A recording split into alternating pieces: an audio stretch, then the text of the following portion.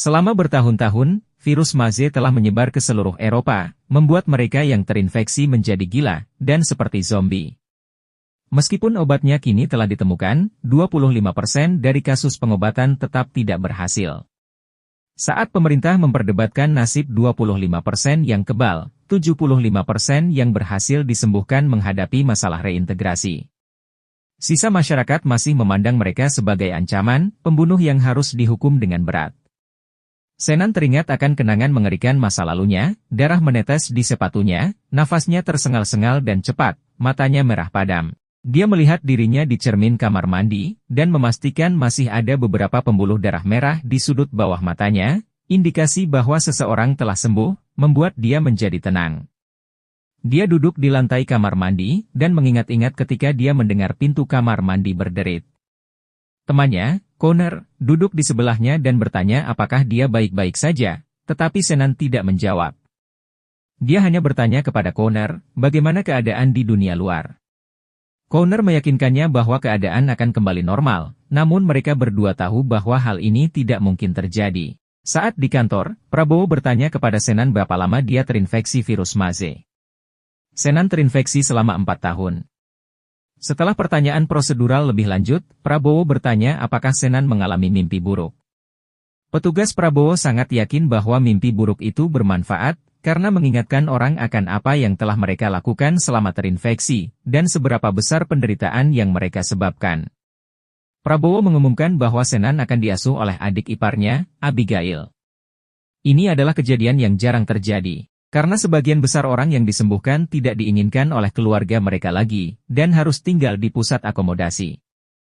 Kemudian, Senan dan Connor berjalan menuju bus yang akan membawa mereka ke lokasi baru mereka. Bus berjalan menuju pusat akomodasi melalui kota yang penuh dengan milisi, pasukan PBB, dan tenda militer. Para pengunjuk rasa menunggu di luar pusat akomodasi, di mana bus berhenti. Orang-orang melemparkan benda-benda ke jendela, dan memaki orang-orang yang telah disembuhkan. Segera Senan dan Connor harus berpisah. Mereka berpelukan, dan Connor mengatakan bahwa yang terbaik adalah menyembunyikan kebenaran dari Abigail. Masyarakat terpecah dalam hal reintegrasi zombie. Ada beberapa orang berpikir bahwa orang-orang yang sebelumnya terinfeksi tidak dapat menyakiti siapapun lagi, sementara yang lain percaya bahwa mereka masih berbahaya bagi masyarakat. Sementara itu, pemerintah berpikir bahwa eliminasi 25% sisanya yang tidak dapat diobati adalah solusi yang paling berbelas kasih. Abi adalah seorang reporter yang bekerja di belakang kamera untuk sebuah saluran berita. Ia tinggal berdua dengan putranya yang bernama Cillian, setelah kematian suaminya, Luke, saat wabah virus. Ketika Abi sedang membantu Cillian menyelesaikan pekerjaan rumahnya, terdengar ketukan di pintu depan. Abi membukanya, dan menyambut Senan dengan pelukan hangat. Kemudian Senan dan Abi mengobrol di dapur, dan Senan meyakinkan Abi bahwa dia tidak perlu tinggal di rumahnya. Abi mengatakan kepadanya bahwa itulah yang diinginkan Luke. Akhirnya, Abi bertanya kepada Senan apakah dia ada di sana pada saat-saat terakhir Luke, tetapi dia tidak mau menjawab. Pada malam hari, Senan tidak bisa tidur. Dia duduk di tempat tidurnya, yang terlempar ke belakang beberapa tahun yang lalu. Senan berada di rumah yang sama dengan saudaranya, Luke, sementara sirene evakuasi berbunyi di luar. Luke mencari Abi dan bayi Cillian, tetapi mereka tidak ditemukan. Senan mendesak Luke untuk keluar dari rumah, namun tiba-tiba sebuah bayangan muncul dari belakangnya dan menyerang. Luke dengan cepat membela saudaranya, dan mencoba memukul penyusup itu dengan benda keras. Tetapi sudah terlambat, virus zombie sudah mengalir di lengan Senan. Senan tahu betul bahwa dia sekarang telah terinfeksi, sehingga menyuruh Luke untuk segera meninggalkan rumah. Keesokan harinya, Connor berdiri di halaman rumah ayahnya, menunggu saat ayahnya keluar. Dia bertanya kepadanya, apakah dia bisa membantunya menemukan pekerjaan yang lebih baik, karena sekarang dia bekerja sebagai tukang bersih-bersih, posisi yang jauh dari ruang sidang yang biasa dia lakukan sebelum terinfeksi. Namun, ayahnya sangat marah dengan permintaan ini dan dia mendorong putranya ke mobil, menyebutnya monster dan menolak untuk membantu. Sementara itu, Senan mengendarai sepedanya untuk bekerja di pusat perawatan. Seorang petugas helm biru memeriksa matanya, untuk melihat pembuluh darah yang membentuk lingkaran di bagian putih matanya. Ketika petugas tersebut memastikan bahwa dia memang sudah sembuh, dia diizinkan memasuki gedung. Di sana, Senan diharuskan membantu Dr. Joan Lyons menangani seorang pasien yang masih resisten terhadap virus Maze. Nama resistan itu adalah Joe, dikurung di tempat tidur dan begitu dia melihat Dr. Lyons, kegilaan langsung menguasainya. Resistan itu berteriak dan menggeram, mencoba membebaskan dirinya untuk menyerang sang dokter. Dr. Lyons meminta Senan untuk menahan Joe untuk disuntik. Senan dengan cepat menyadari bahwa satu-satunya objek yang diinginkan wanita itu adalah Dr. Lyons dan bukan dirinya. Dokter memberitahu Senan bahwa begitu seseorang terinfeksi, jejak virus Maze masih dapat ditemukan di dalam sel seseorang, bahkan ketika orang itu sudah sembuh. Dengan kata lain, wanita itu mengenali Senan sebagai salah satu dari mereka. Senan tiba di pusat akomodasi untuk menemui Connor. Ketika dia memberitahunya bahwa resistan tidak menyerangnya, Connor menyimpulkan bahwa alumni zombie, sebutan untuk orang yang telah sembuh, lebih aman bersama resistan daripada yang tidak pernah terinfeksi. Bagaimanapun, kaum alumni zombie diburu dan diserang di jalanan. Percakapan disela oleh petugas Prabowo. Prabowo duduk di seberang Connor dan mengkonfrontasinya tentang bolos kerja, tetapi Connor menyatakan bahwa dia bukan petugas kebersihan. Prabowo dengan sombong menyatakan bahwa Connor tidak memiliki kekuatan yang sama seperti sebelum wabah virus, dan dia harus mematuhi peraturan. Selain itu, dia memerintahkannya untuk berhenti menghubungi keluarganya, karena mereka tidak menginginkannya kembali. Saat itulah Connor tersentak, dia menyerang Prabowo, tetapi Prabowo dengan cepat melemparkannya ke lantai dengan kekuatannya sehingga Connor tidak bangkit untuk melawan. Ketika Senan mencoba untuk turun tangan, dia ditahan oleh dua orang bersenjata. Prabowo menganggap pesannya telah diterima, dan meninggalkan mereka sementara Connor masih terbaring di lantai kesakitan. Connor menunggu di luar rumah Abi, berharap bisa bertemu dengan seseorang yang dikenalnya. Saat melihat Abi keluar, ia memperkenalkan diri sebagai teman Senan. Abi, yang pada umumnya terbuka terhadap orang yang sudah sembuh, berbicara dengannya dan bahkan bertanya tentang pengalamannya dengan virus tersebut. Connor menceritakan bahwa hal itu sangat brutal, perasaan yang terus-menerus terperangkap di dalam tubuh Anda sendiri. Namun, yang lebih buruk lagi adalah, tidak bisa menahan keinginan untuk haus darah. Kembali ke pusat perawatan, Senan sedang beristirahat, ketika dia melihat dua tentara meninggalkan pos mereka dan memasuki gedung tempat para resistan dikurung. Saat Senan dengan hati-hati menuruni tangga, dia mendengar teriakan teredam dari seorang wanita. Senan mengikuti suara itu ke sebuah sel yang tidak terkunci, dan menemukan dua tentara tersebut. Tentara pertama sedang menahan seorang wanita resistan, sementara tentara yang lain sedang buang air kecil di lantai. Senan dengan cepat mendorong pria itu ke samping. Namun pria itu jauh lebih kuat dan membuat Senan terjebak di dinding. Di tengah kebingungan, resistan telah melepaskan diri dari cengkeraman tentara itu, dan mulai mengejarnya melalui koridor-koridor bangsal. Prajurit kedua tidak menunggu. Dia mengambil senjatanya, mengikuti wanita itu dan menembaknya tanpa meleset. Senan melihat wanita itu terengah-engah, dan menghembuskan nafas terakhirnya. Namun tentara itu dengan tanpa rasa bersalah, menyatakan bahwa wanita itu akan segera mati. Alumni zombie di pusat akomodasi mendengarkan berita tersebut. Dr. Joan Lyons menentang rencana pemerintah tentang pemusnahan kaum resisten, dan bersikeras bahwa ia dapat menemukan obat untuk mereka jika diberi waktu dan sumber daya. Namun, sang reporter, seperti kebanyakan orang, berbicara tentang pemusnahan 5.000 resistan sebagai tindakan kemanusiaan. Penindasan terhadap para penyembuh telah membuat Connor geram, dan putus asa untuk melakukan perubahan. Dia percaya bahwa pemusnahan kaum resisten hanyalah permulaan, dan hanya masalah waktu sebelum pemerintah berbalik melawan kaum alumni zombie. Dia membawa Senan ke ruang bawah tanah pusat akomodasi, di mana pemberontakan sedang diorganisir oleh Aliansi Alumni Zombie, sebuah organisasi teroris yang memperjuangkan hak-hak alumni zombie. Bom-bom darurat sedang dipersiapkan, dan Connor memberikan sebotol alkohol kepada Senan yang siap dinyalakan. Dia meyakinkannya bahwa rumah-rumah yang mereka targetkan dalam keadaan kosong. Malam itu, rumah-rumah relawan pertahanan Irlandia dibombardir dan dibakar. Saat itu, Senan benar-benar yakin bahwa dia melakukan hal yang benar. Bagaimanapun juga, Connor memiliki pengaruh yang sangat besar terhadapnya. Namun, keesokan paginya, Senan mendengar berita bahwa akibat serangan ini, beberapa warga sipil terluka dan satu orang ditemukan tewas. Saat itulah ia memutuskan untuk menjauhkan diri dari aliansi dan Connor. Kilas balik Senan tidak berhenti menyiksanya, dan dia sekali lagi berdiri di depan cermin. Teringat akan ingatan mengerikan tentang nafasnya yang dangkal dan saudaranya, Luke, yang mencoba untuk berbicara kepadanya.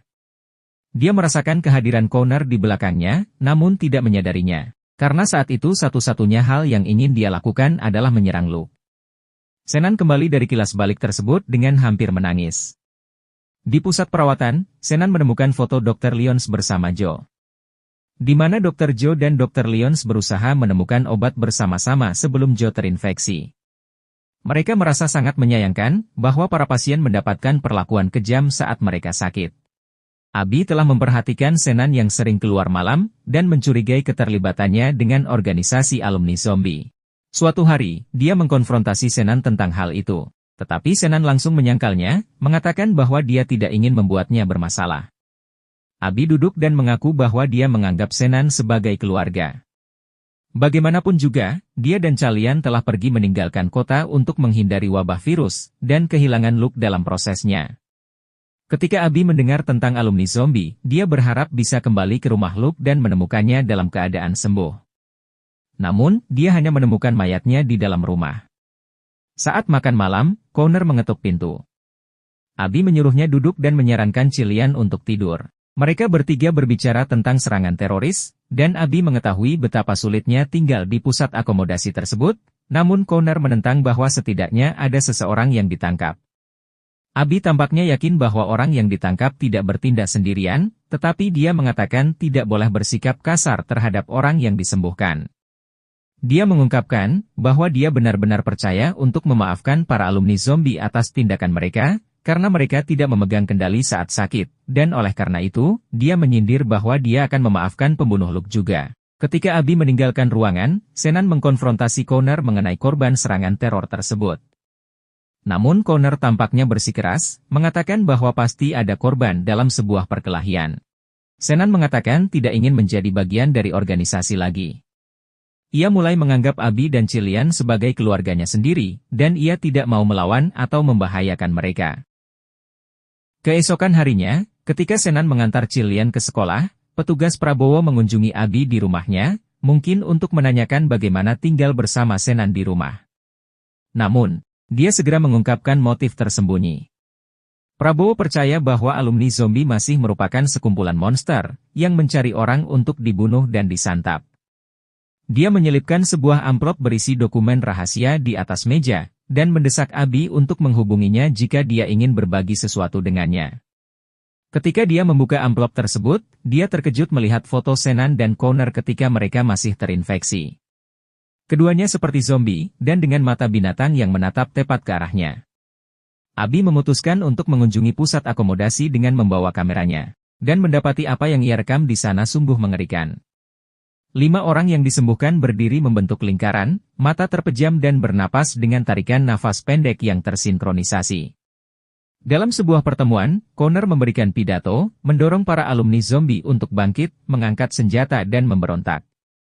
Saat Abby merekam secara diam-diam, dia didorong dengan kasar ke dinding oleh seorang wanita yang tampak liar, dan hanya menyingkir setelah Connor memerintahkannya. Connor membawa Abby ke sebuah ruangan kosong, untuk mengonfrontasi wanita itu tentang mengapa dia berada di sana. Ketika Abby mengatakan kepadanya bahwa dia yakin dia terlibat dalam pengeboman tersebut, Connor mengungkapkan alasannya, perlakuan pada alumni zombie yang begitu mengerikan, dia tidak punya pilihan lain selain berbalik melawan para penindasnya. Abby tidak ingin terlibat dalam hal ini, dan memerintahkan Connor untuk menjauhi Senan dan keluarganya. Dia bergegas keluar, sambil memegangi tas tempat dia menyembunyikan kameranya. Seketika itu juga, dia melihat 2 orang alumni zombie mengawasinya di koridor. Dengan lompatan cepat, dia berlari, menaiki tangga dan menemukan jendela untuk melarikan diri. Sebuah tangan mencengkeramnya tepat saat dia akan melompat, namun untungnya, dia berhasil lolos dari cengkeraman itu, lalu melarikan diri dari pusat akomodasi. Di kantornya, Dr. Lyons mengamati Joe di monitornya. Dia menyadari bahwa untuk pertama kalinya Joe terlihat tenang dan damai. Dia mengunjunginya di bangsal, dan mencoba untuk berkomunikasi dengannya. Dan pada awalnya, Joe tampak tidak responsif. Namun saat Dr. Lyons mengulurkan tangannya kepada Joe, dia menyerangnya dengan kegilaan. Pada saat Dr. Lyons menarik diri untuk melepaskan diri dari cengkeraman Joe, para tentara, yang diberitahu oleh teriakannya, sudah berada di dalam bangsal dan menariknya ke belakang. Bagi mereka, ini adalah upaya terakhir dan berarti Joe akan dibawa ke bangsal khusus bersama dengan anggota resistan lainnya. Dengan begitu, visi Dr. Lyons untuk menyembuhkan anggota resistan lainnya hilang. Malam itu relatif tenang, dan Cillian sudah berada di tempat tidur. Namun ketika sekitar pukul 10 malam, pintu didobrak dan seorang pria berkerudung masuk dengan tongkat baseball. Dengan cepat, Shannon mendapati dirinya tidak sadarkan diri di lantai. Dan hal terakhir yang dapat didengarnya adalah, pria itu memanggilnya dengan sebutan, sampah yang disembuhkan. Ini adalah pertanda bagi Shannon, bahwa menjauh dari aliansi alumni zombie tidak akan membuat keluarganya aman. Keesokan harinya, ia kembali ke tim Connor, yang kini bersedia melakukan langkah berani untuk memaksa publik mendengarkan permintaan mereka. Pada hari yang sama, Abby mencari-cari kameranya. Dia menyadari bahwa disketnya yang berisi video-video alumni zombie yang sedang merencanakan serangan telah hilang, dan langsung yakin bahwa orang yang berada di balik pembobolan itu adalah Connor. Oleh karena itu, dia segera menghubungi petugas Prabowo, mendesaknya untuk turun tangan. Kembali ke pusat akomodasi, Connor membawa Shannon ke pertemuan alumni zombie, di mana dia terkejut melihat Dr. Lyons. Menyelamatkan Joe adalah satu-satunya hal yang membuatnya tertarik, membuatnya setuju untuk memberi Connor senjata yang dia butuhkan. Dia percaya bahwa berjuang bersama resistan adalah satu-satunya cara agar pemerintah menanggapi mereka dengan serius. Akan tetapi, pertemuan itu terganggu saat malapetaka melanda gedung tersebut. Para tentara menyerbu aula, mengejar para alumni zombie tetapi Shannon menolak untuk bertarung dengan mereka. Dan ketika dia didorong ke dinding dan ditanya kemana para alumni zombie lainnya pergi, dia tidak menjawab. Bahkan ketika diinterogasi oleh petugas Prabowo dan dijanjikan perlindungan untuknya dan keluarganya, dia tidak mengatakan sepatah kata pun, namun terlihat sangat mempertimbangkannya. Connor bersikeras untuk mempertahankan Shannon dalam barisannya. Jadi dia tidak ragu untuk mencari Abby, dan memberitahu siapa yang sebenarnya membunuh suaminya. Malam itu, Abby menunggu Shannon pulang sambil menangis dan menuntut untuk mengetahui kebenarannya.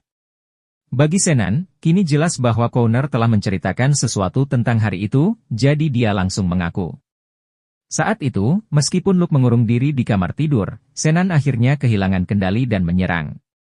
Abby, yang merasa dikhianati dan menangis, menyuruhnya keluar dari rumah. Pada tengah malam, ketika Connor bertemu dengan Shannon, dia mengakui bahwa dia memang memberitahu Abby tentang pembunuh Luke yang sebenarnya, yaitu untuk menunjukkan kepadanya sifat asli orang yang tidak terinfeksi, ketika mereka berhadapan dengan kebenaran. Diskusi tersebut berlangsung singkat, ketika suara halus dari pistol yang mengunci menyela mereka. Petugas Prabowo muncul dari bayang-bayang, dan memerintahkan keduanya berlutut. Shannon tidak keberatan dan mulai memborgol dirinya sendiri tanpa perlawanan. Akan tetapi, Connor dengan cepat mengambil pecahan botol bir yang tergeletak di trotoar dan menyerang petugas Prabowo, menikam lehernya dengan keras. Ketika Connor menyadari bahwa Shannon telah mengkhianatinya dengan membawa petugas Prabowo ke sini, dia mengambil pistolnya dan mengarahkannya tepat di kepalanya, menuntut untuk mengetahui mengapa dia menyerah dalam pertarungan.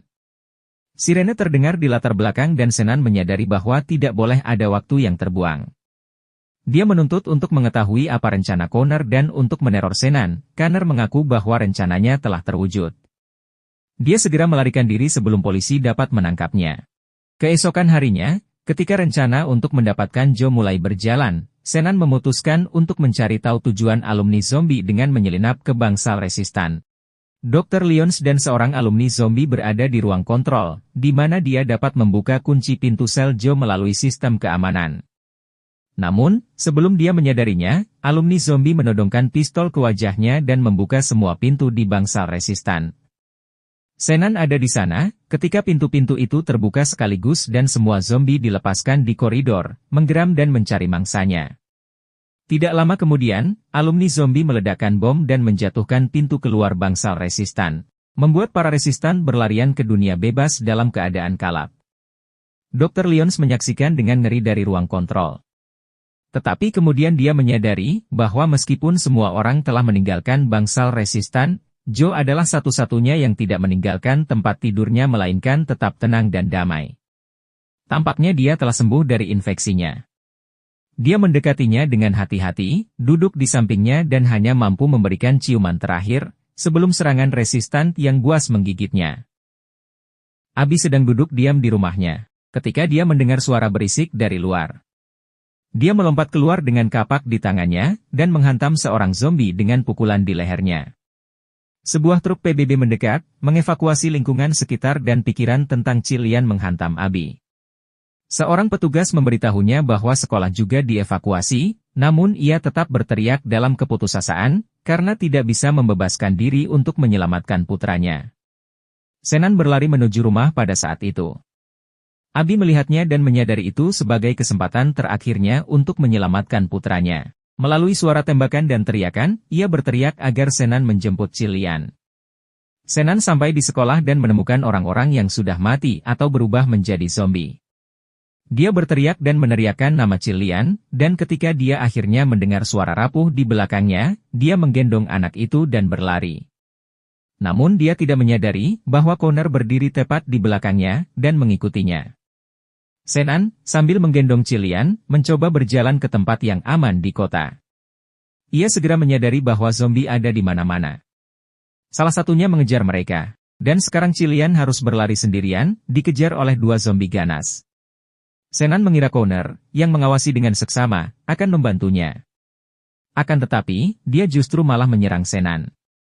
Dengan kata-kata pengkhianatan, dia mulai memukulinya, melemparkan tinjunya ke wajahnya. Secara ajaib, sebuah peluru mengenai dada Connor dan akhirnya, Shannon bebas menghabisinya. Pada saat itu, dia mendengar suara Cillian meminta bantuan. Dia menemukan keponakannya bersembunyi di bawah mobil, hanya sejengkal dari resistan yang mengejarnya. Setelah Shannon melumpuhkan mereka, dia melepaskan Cillian dan berpikir bahwa sudah aman untuk kembali ke Abby. Sementara itu, Abby merasa gelisah di tempat yang aman di mana warga sipil berkumpul. Dia tidak puas menunggu Shannon menyelamatkan Cillian, dan memutuskan untuk melarikan diri. Dia mencari jalan pulang ke rumah, berharap Cillian akan menunggunya di sana. Dan ketika dia mendengar Cillian memanggilnya, dia memeluk putranya dengan penuh kasih. Tidak lama kemudian, seekor zombie menyerang Cillian dari belakang dan menggigit lengannya. Shannon dengan cepat membunuh si resisten, namun sudah terlambat. Transformasi Cillian telah dimulai, dan Abby dalam keputusasaan, merenungkan untuk membunuh putranya dengan penuh belas kasihan. Namun, Shannon tahu bahwa ada alternatif lain. Dr. Lyons telah berhasil menemukan obat untuk semua orang yang terinfeksi, dan berjanji untuk menyembuhkan Cillian dan membawanya kembali ke ibunya. Terima kasih telah menonton, jangan lupa untuk like dan subscribe.